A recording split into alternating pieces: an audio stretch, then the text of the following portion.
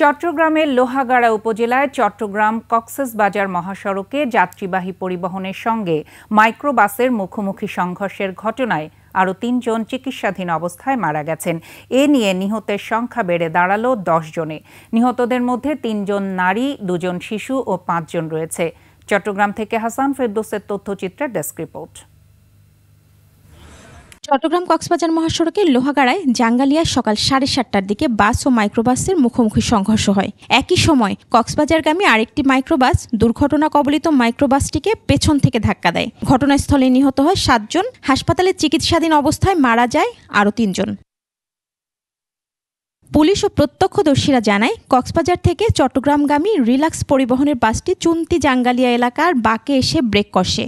এতে বাসের সামনের অংশ ঘুরে সড়কে আড়াআড়ি হয়ে যায়। এ সময় বিপরীত দিক থেকে আসা কক্সবাজারগামী মাইক্রোবাসের সাথে বাসটির সংঘর্ষ হয়। একই সাথে কক্সবাজারগামী আরেকটি মাইক্রোবাস দুর্ঘটনা কবলিত মাইক্রোবাসটিকে পেছন থেকে ধাক্কা দেয়। আবাস হচ্ছে, আবাস হওয়ার পরে আমরা এসে দেখতেছি এখানে গাড়ির সংখ্যা আছে। দুর্ঘটনা সানবিট সব দিবে সামাল। সানবিট ম্যাজিক প্রেস ডিশওয়াশিং এর মাথা ঘোরানো সলিউশন। পর চট্টগ্রাম কক্সবাজার মহাসড়কে ঘণ্টাখানেক যান চলাচল বন্ধ থাকে। জাঙ্গালিয়া স্পটে 7 জন আর হাসপাতালে 3 জন ডেড বডি। পুলিশ বলছে, সড়কে বাঁক থাকা এবং মাটি লবণাক্ত হওয়ায় সড়কটি পিচ্ছিল হয়ে পড়ে। পরোয়া গাড়ি চালাচ্ছে।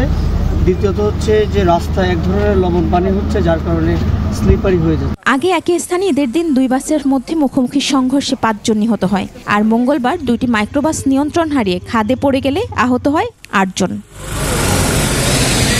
মহিমা পলি, ডেস্ক রিপোর্ট, 21 টেলিভিশন।